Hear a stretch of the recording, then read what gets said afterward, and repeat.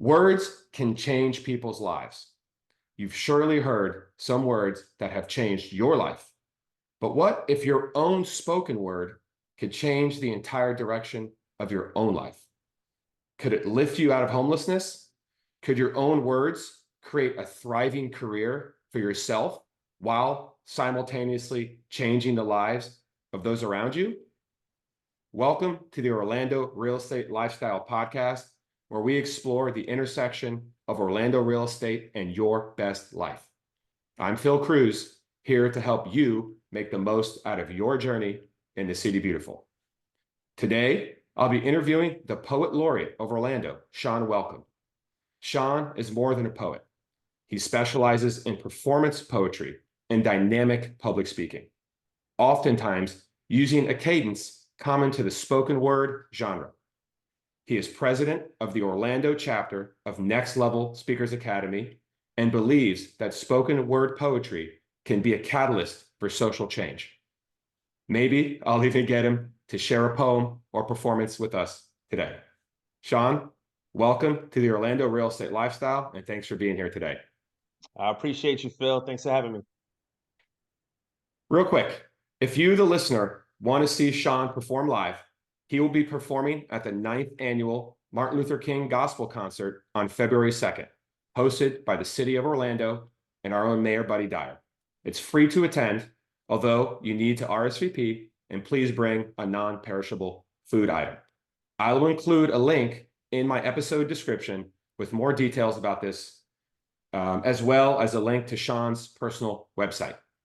Also, I'm a real estate agent, and one of my main lead sources are listeners like you.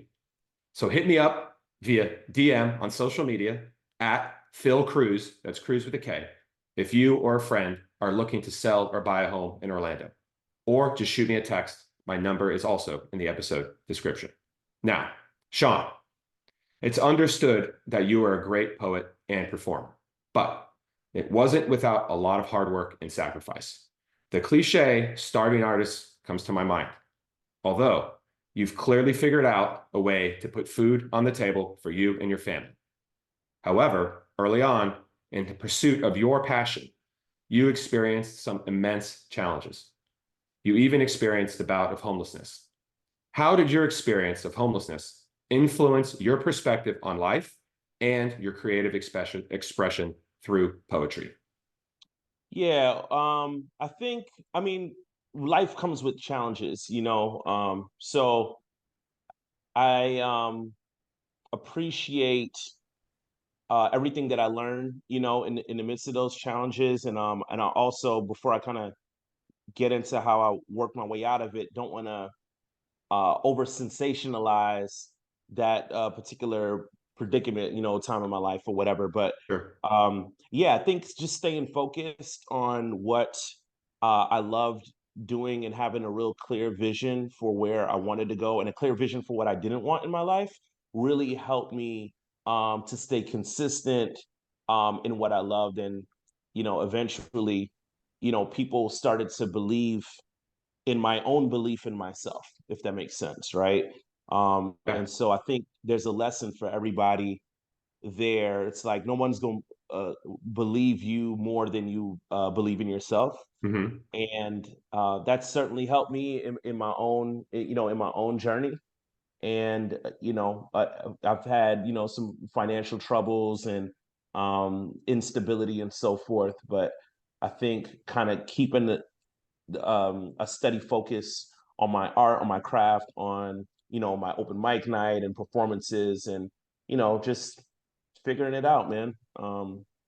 And I'm really grateful for the opportunities that I've had over the years, and it's to a place now where things are a lot more stable than it used to be. Well, it's awesome. One of the key takeaways that I just heard, or that I take away from what you just said, is essentially your self-confidence, and as you said, your belief in yourself. I think people can take that and apply that to any profession. They can apply that to any way of life. If you approach anything you do in life with a certain level of self-confidence, if you really believe in yourself, if you've worked hard at your craft, whether it be poetry or whether it be selling real estate or anything, and you have other people's interests in mind, that energy is going to come across, right? Yeah, And they're going to definitely. want to work with you, right? Yeah, 100%, 100%. Yeah, that's so cool. And so I'm just curious, how long did it take you to go from quitting your old job, which I know your backstory, from quitting your old job to all of a sudden, sleeping on your friend's couch to all of a sudden being able to, afford your current lifestyle, roughly? Yeah, yeah. So that's a good question. So I left the first time I left my job was in 2010 it was at a call center, say April, like late April of 2010. And then we found ourselves without a place to live like in August of that year. Um so that was about 7 months of living with different people, family members and stuff with the family of my own.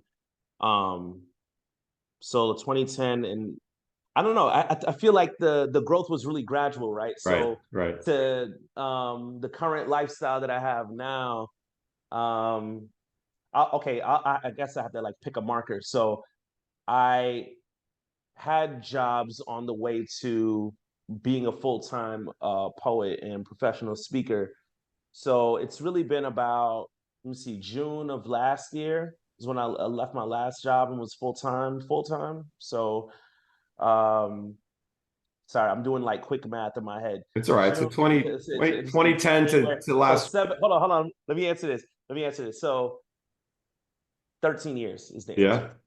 Yeah. Wow. 2010 to 2023 was, kind of like starting over with my wife and just kind of figuring things out, and then to being a full-time like fully doing entirely what I love doing, writing, performing, speaking, encouraging, enlightening, and so whatever, uh officially full-time June of 23. So that's the long way. I was Sure. saying 13, a 13-year journey, but I'm really grateful, man. And I know other people are inspired by my story and my journey, so grateful to share wherever I can.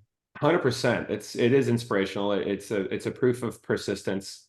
It's a evidence that sticking to what you believe in, even if it's got to be a side hustle while you work odd jobs or whatever, maybe not, or maybe not even odd jobs, but maybe something that you're not truly passionate about, to get you to achieve your goals, is necessary in some cases. So thank you for sharing that. And Yeah, let no me let problem. me jump And off. just a point of clarification, Sure. the jobs that I did have, were also very fulfilling, right? So not necessarily odd jobs. I know you were kind of like troubleshooting there, but I work with a lot of nonprofits with youth and community work, Amazing.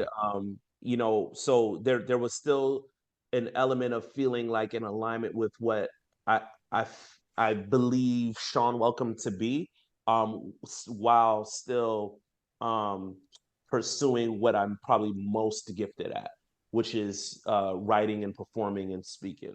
Amazing. Amazing. Thank you for clarifying that. Again, even better. You're not waiting tables like an actor in LA waiting for your big break. You were Right, right. actually supporting the community and doing something that you loved in addition to, making money like we all have to do. Yeah. That's great. Quick side note, if you're listening out there and you want to hear more interesting topics about Orlando real estate and lifestyle, which includes intriguing guests like Shawn, hook a brother up and subscribe to my podcast. And while you're there, leave a quick 5-star review. It just takes 10 seconds. Come on. And hit the little symbol of the square with the arrow pointing up and share my podcast with a friend. I'd really appreciate it. Now, back to my guest, Shawn. Shawn, I mentioned you are the poet laureate of the city of Orlando. What exactly is that? And as the poet laureate for the city of Orlando, how do you see your role in amplifying the voice of your community? Yeah, so the poet laureate is pretty much the representative of poetry, storytelling, literary arts on behalf of a region. Um, our mayor, Mayor Dyer, of the city of Orlando, Mayor Dyer, decided that Orlando would have a poet laureate in 2017. And so I'm actually the second one. So it's a fairly new position, but basically, if you were to ask him, he would say it's the city's official storyteller. Okay. And obviously, I'm more familiar with my own story than I am like the city, like at large. But it's really just a way for the government to carve out space to say poetry is important, storytelling is important, literary arts is important, and to have somebody embody that for a few years at a time, right? So that's what I represent now.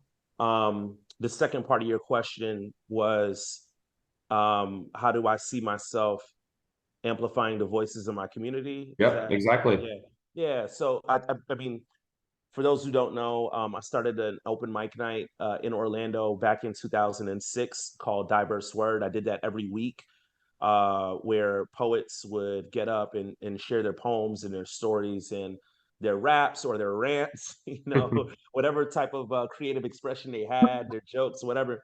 And and I've been doing that for 17 years. I recently handed the open mic night off to another artist in the city to continue, but that was kind of like my way, I guess, of amplifying the voices in my community. In addition to a lot of the community work that I did for different nonprofits, advocating on behalf of residents, and so yeah, I think there's a way in which when I perform in front of people who are not as exposed to spoken word poetry, especially in middle schools and high schools, I almost give them permission to have their own voice, right? So there's a kind of like a subtle way of amplifying voices in my community by way of being, Hmm. right? By way of showcasing, like, I'm amplifying my own voice, you can do the same. And not necessarily like saying that, but modeling that, right, has a way of inspiring people to bring their voices to the forefront and process out loud. That's not everyone's, maybe not be everyone's thing, but at least people would see that that's possible you know Right. No, that's awesome. So you're not just speaking what you think, quote unquote, the voice of the community might be. I love that you're actually out there actively inspiring and, in the case of your open mic night, giving people the literal opportunity to come up and say, hey, this isn't just my platform. This isn't just my voice. This is your opportunity to let us know what's going on. And I love that you give back speaking to schools, nonprofits, and you really, you're supporting the youth with, which is something that I'm such a huge advocate of. Um, we have a lot in common, Shawn. Well, at least we have some in common. No, I can't get up on stage and rap or recite a spoken word poem from memory, or at least not yet. you don't know that. Yeah, Yeah, exactly. I love the not yet caveat. Go ahead. Right, right. Well, I'm looking forward to becoming better friends with you and learning from you over the and we'll change that for sure. Um, but you and I do share a deep passion for helping others and for making our community a better place. I think this is part of the reason you became president of the Orlando branch of the Next Level Speakers Academy. What is that organization, and how does the listener get involved if they become inspired to check it out? Yeah, so Next Level Speakers Academy is basically, it's a speakers program. If you desire to be a full-time speaker, or even you can keep your job and speak, but basically you desire to use your voice to make impact and to make income, right? Like what is the pathway for that? And there's many programs out there, but Next Level Speakers Academy is one of those programs, and it's led by a guy named Jeremy Anderson, and so. I was appointed to sort of lead the Orlando chapter of the Next Level Speakers Academy. And we meet up every other month with speakers or aspiring speakers from around the state. And we just network and build and see what's working for each other, what's not working, exchange information. We have food, and fellowship, and really grow together, because being a speaker is really sort of a maverick occupation, right? Like, Yeah, no you are kidding. the brand, right? Yeah, you are the brand. Like, there's no like team per se in what's public facing, right? Right, right. All of the teamwork is behind the scenes. If someone's working on your social media, or if there's somebody doing Managing your your schedule invoices, or yeah, yeah, but all of that's behind the scenes. So, um, and not everyone, like people are in different stages in terms of like their speaking career. So, um, it could be like lonely out there, Mm. and unless you have um proximity to other people who are doing the same thing, maybe a different topic or subject or area of expertise, it feels like, and no one cares. But when you see other people doing it, it energizes you to move forward with your passion and your gift and your, what some would call their calling to, to do whatever it is they feel like they're called to do with their voice, you know. Cool. Awesome, man. Like, great explanation. And if you listening want to attend a meeting of the Next Level Speakers Academy, make note that there's one coming up on Saturday, February 17th. It's from noon to 3. It's $30 to attend, and that includes food, as Shawn mentioned. And the attendance is limited, though. So for more details, you can contact Shawn directly. I'll include his info, like I said, in the episode description, or you can contact me. You can find me everywhere at _ Phil Kruse. That's Kruse with a K. And follow me on Instagram and Facebook for more Orlando real estate and lifestyle info. Yeah, and just point of clarification, I think it's 25. It's 25 bucks. Yeah, I think it's the 25. The It, link might, I mean, that's like a minor detail, but sure. Well, we got that many more people coming, like, with 25s in their budget, you know? Um, so Shawn, you're such an interesting cat. And when we first sat down for lunch to get to know each other after, meeting at the gym, I was equal parts impressed and surprised by the twists and turns of your life's journey. Your story includes meeting your biological father late in life, in your mid-30s. How did this revelation impact your sense of identity and storytelling? yeah. So yeah, that's a longer story for Right. this. Maybe How about the cliff that. notes, Yeah, if no, it's all possible? good. It's all good. But yeah, I think meeting my biological father for the first time in my early 30s, I think just learning about him and the things that he was passionate about, understanding like how, like learning about my siblings too and what they're interested in. Like I think that it helped clarify some of the reasons around my own hardwiring around, Mm, community and that type of engagement.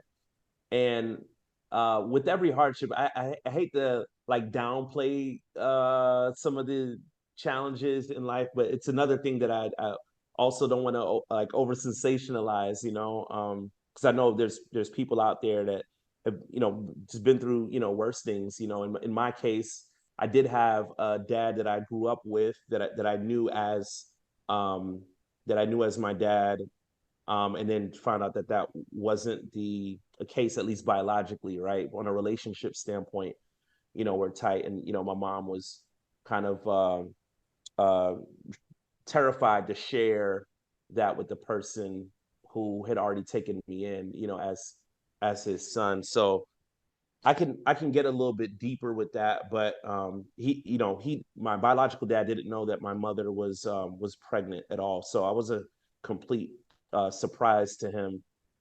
All in all, I have great relationships with all of my parents, but to your point or question, I think what it did for me was just kind of help me understand a little bit more of myself, the things I'm passionate about, and kind of, I think in many ways it kind of grounded me mm. um, in like saying like, oh, like this is kind of like a part of your spiel. This is part of your deal, man. Like you gotta give back. You gotta uplift people. You gotta um, you know, support Black folks, man. You Sure. gotta, like the people that look like you or maybe been in different struggles. Um, so I think it was just more affirming than anything else. Right. And I'll add that in some ways it was helpful that I learned about that at a time that I was mature enough to kind of manage that Good point. space, right? So because I don't know how I would have responded, as a kid. But by the time I found all the stuff, I was like married with kids and uh, paying rent, and Right. like I was in life mode Yeah. already. Uh, so yeah, it's only been a benefit, and I'm just an advocate for truth telling, storytelling, and I think part of the reason why I empathize and encourage people to share their own stories is like you get to see how other people process things that might be difficult, for them, and you give them a safe space, a brave space, whatever you want to call it, for people to kind of share things about their life through poetry, through arts, through storytelling, through raps, whatever it is, like whatever's Right. going on. Um, and I believe that there's healing that comes with that. There is a greater sense of self that comes with that. Um, and I'm a man of faith as well. So, I believe that, you know, um, God kind of helps guide us, through those kind of challenging situations that you don't have any like tangible answers for, like why did this happen this way, so that when you have a space where people can sort of flesh out these things in a Right. way that's helpful for them. I feel like we just kind of strengthen our own communities, our own societies, and we grow, together. And so Absolutely. yeah, I just see nothing but benefits there. So that's kind of a little bit of my story, but as it relates to storytelling, I think that's the tie there. Sure. I think it comes back to a number of different things. Your perspective, right? Like how quote unquote, problems or quote unquote differences in your life that you weren't expecting, how you perceive them and then reflect on them says so much about how you are as a person. Like Yeah. some of, the stories you shared today, people could have viewed as a negative. Oh, woe is me. But you've used it as something to support you. You Yeah. reflected upon it as, hey, there was a missing puzzle piece in my life. Why am I like this? Why do I not look like my dad? And those questions were answered. And you've approached it all from a very positive thing. And another note I want to point out is your willingness to share. Your willingness to share these sensitive personal stories with me right now Yeah. on the podcast. That is another example of what you talked about before when we talked about amplifying other people's voices. If you're willing to share and bare your soul right there, whether it's in your spoken word poetry or whether it's in just a conversation, you're disarming the other person, or I guess I might even say empowering or inspiring them to say, to get that stuff off their chest and Yeah. to use that uniqueness in their speaking. Because nobody wants to hear the same story from the same person every time. We're all interested in who you are, you Right. know, who are you really? And hey, this guy Shawn just bared his soul to me. You know what? My next spoken word performance or my next podcast or my next whatever, I'm going to bare my soul. And you better believe that that's going to be more engaging and you're going to inspire more people. So kudos to you. I love your perspective. Yeah, no, I appreciate it. And you're doing the same. I mean, not for nothing, but you're amplifying, my voice to your audience. You have a reach that I don't have, and maybe vice versa. And so um kudos to you as well, for Thank for you. doing the same. Thank you, Shawn. So last thing, and I can't let you off my podcast without you sharing one of your pieces. So if you don't mind It showing won't be off a it won't little be as bit. personal. The one I was thinking about, because I figured you might ask me to share something, but the one I was thinking about is more about like Orlando, not Sure.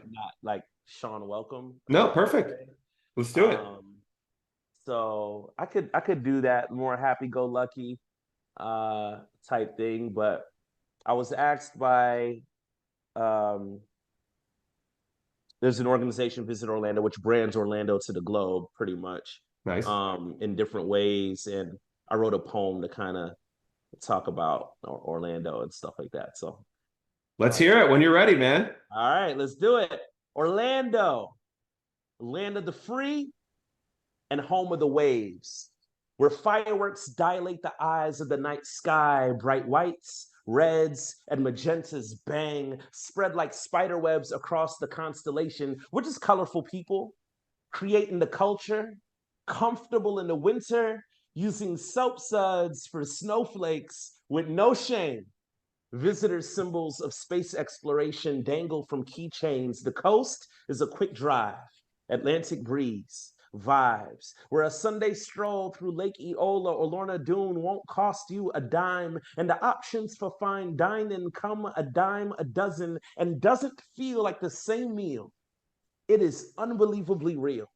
Ripley's Believe Me or Not, I've seen orange flames disappear into the black abyss, a sonic booming position for business where innovation is limitless, where high tech intersects with every industry. Spring Bliss, our Lando, the land of magic and microchips. 500,000 plus college students within 100 miles, absorbing the cutting edge of everything under the sun. We take pride in our lions and guardians that govern the magic we run, and we run laps, the flagship destination to put metaverse on the map.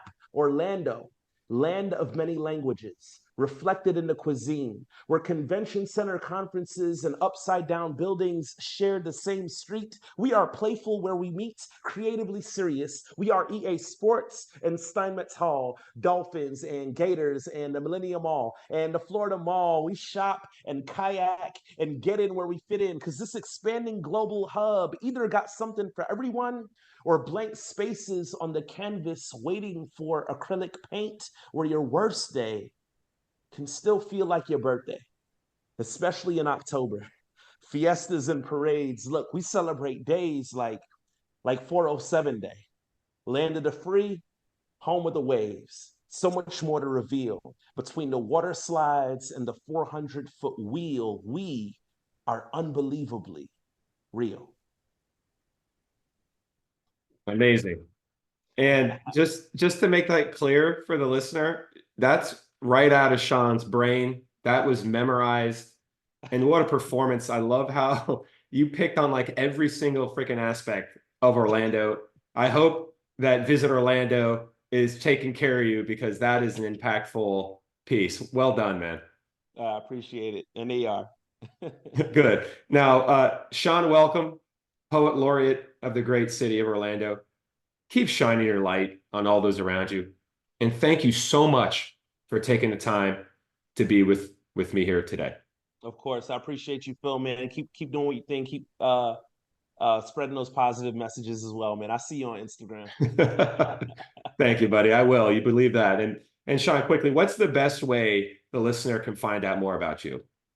I guess, yeah, Instagram, Shawn.welcome, SHAWN dot welcome, WELCOME. That is my real last name.